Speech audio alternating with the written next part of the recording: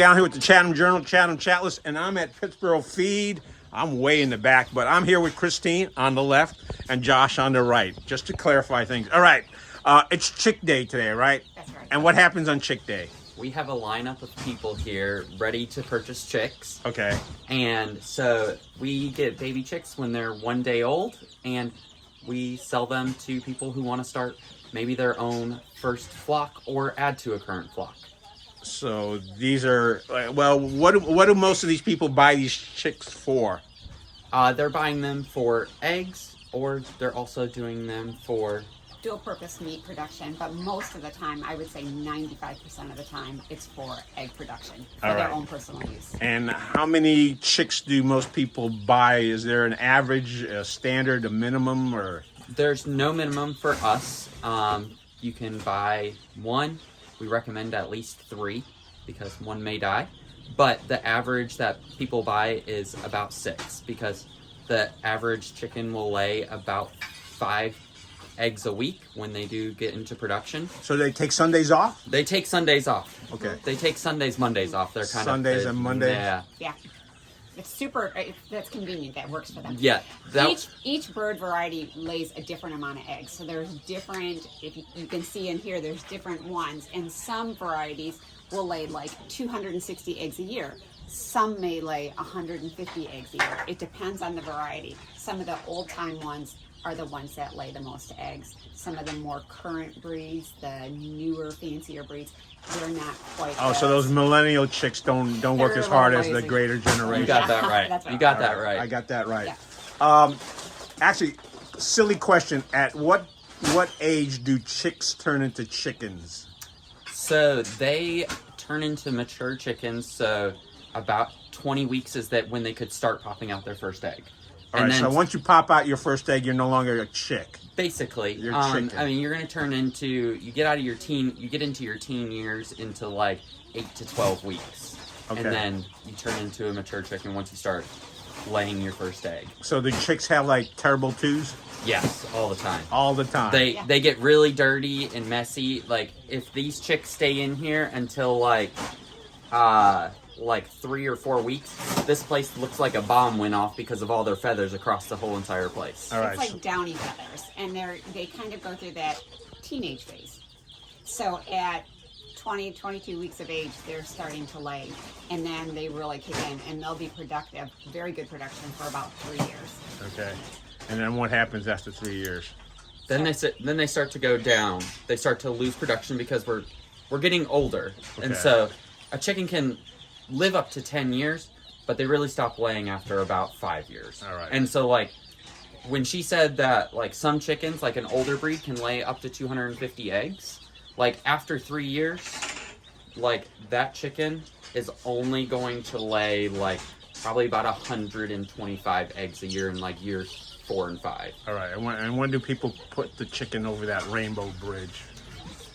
Here in Chatham County, it doesn't seem like they do that. It seems like they'll bring in a new flock. Like those people out there that are waiting to buy birds today, they probably already have an existing flock, but they're getting older. So now they're going to incorporate a newer flock. So quite frankly, a bird sadly just will perish, or there are a lot of varmints that might accidentally take care of a chicken. So typically they're just replacing their birds. So kind of naturalization, I hate to say it, either by natural death, by a hawk, by a fox, it does happen. It is, we are out in the country still. Yes, we are. Shockingly.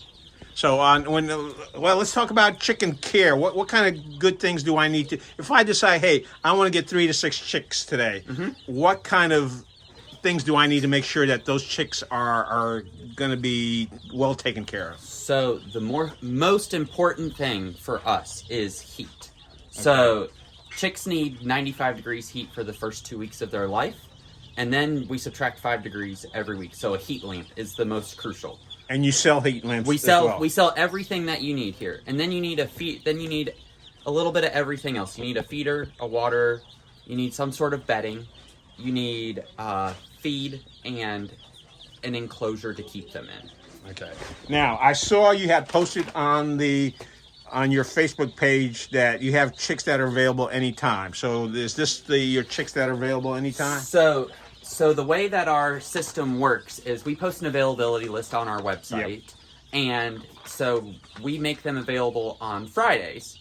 Every Friday we have a new shipment that comes in, and we have some that are left over from the week before. So like these Buff Orpingtons and these Rhode Island Reds are left over from the week before. Okay. And so those are available if they're still here from the week before. They're available anytime for purchase.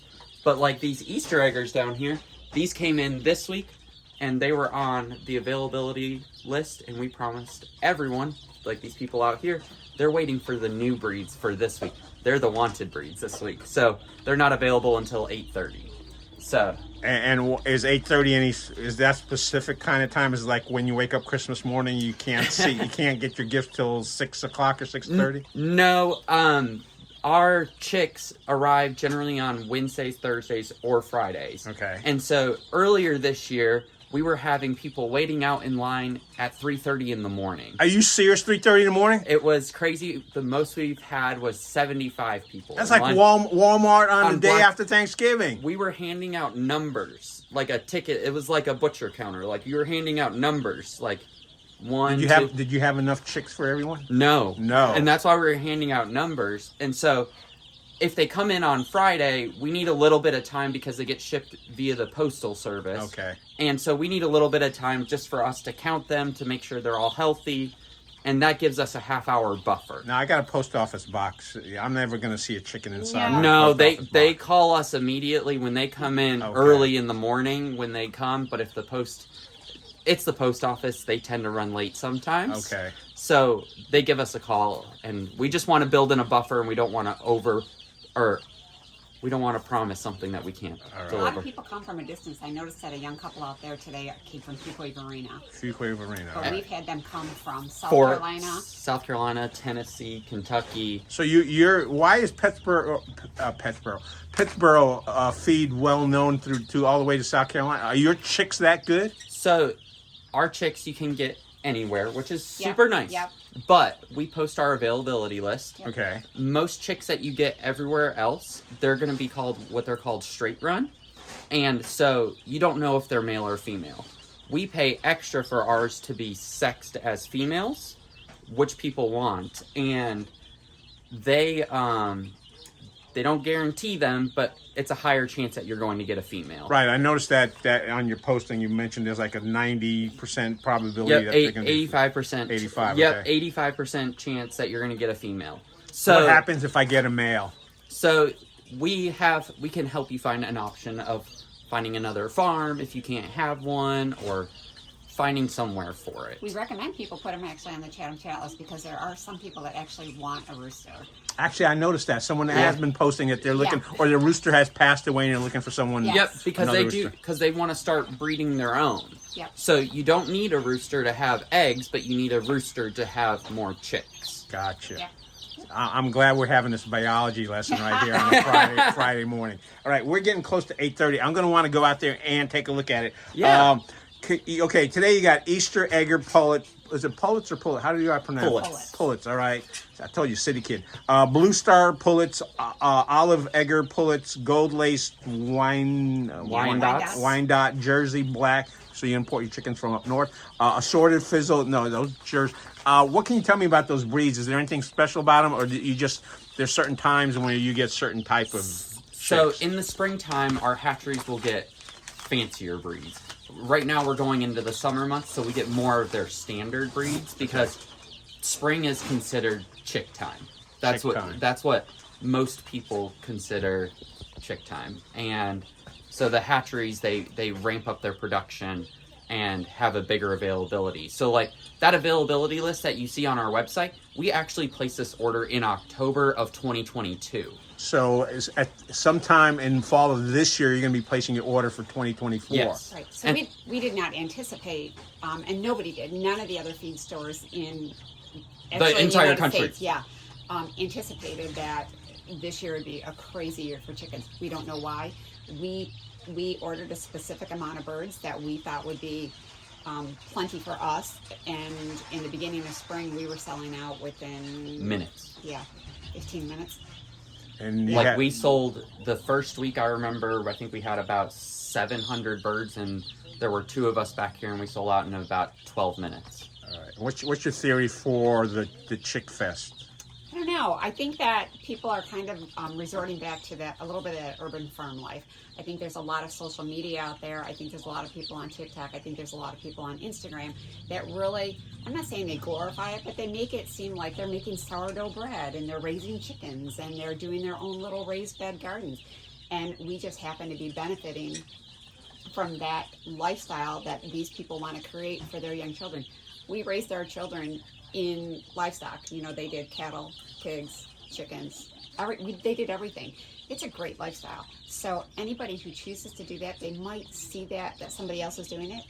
They might want to emulate that. Now, you two aren't TikTok influencers doing chicken No. dances or No. anything, okay? Just checking. No, not yet. Not yet. All right, yeah. Watch out for Hard Josh. pass for me. That's a hard pass for me.